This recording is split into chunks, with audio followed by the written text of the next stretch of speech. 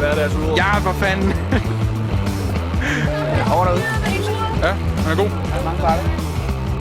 Det ser forrygende ud. Det var så hurtigt for det skræk. Hold job. Badass hardtalers på vej ind. De er placeret som nummer 16.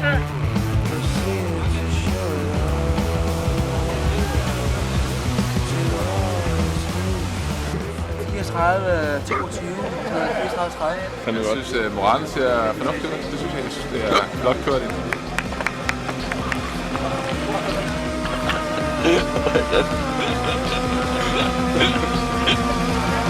Ej, jeg var klar.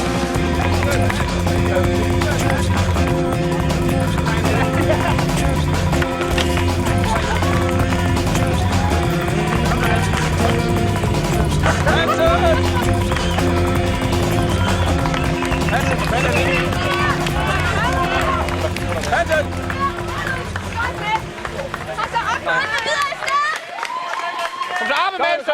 Arbemann!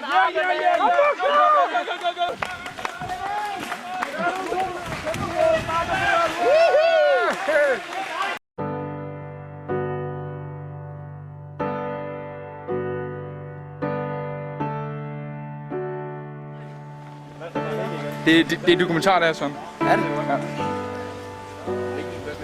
Nå, men 184. Regner med at se på ruten. Ja, det er sejt. Og ja, 181, 82, og Herregårds, den er selvfølgelig klar. 183. Nå, 183. Det kan jo sidste, det er klar nu. Ej! Så det er sådan, når man er på den evige ferie, så skal man have en kamera der. Nej, I var I søgte. Ja, vi er jo. Hvad så, Jacob? Er du klar? Så klar. Hvordan har din cykel det, Jacob? Super. Hvor lang tid har du stået i markedet i den i dag? Så nu er der juice, 2 timer. Nej, det er i går. 2 timer i går, så nu sker der ikke noget med den. Hvem var hans anden supporter? Hvor bliver han af?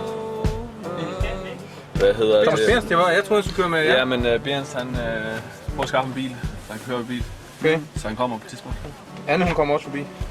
Det er en fornøjelse at overvære deltagerne, så den ankom løbende siden kl. 7 i går aftes og gør sig klar.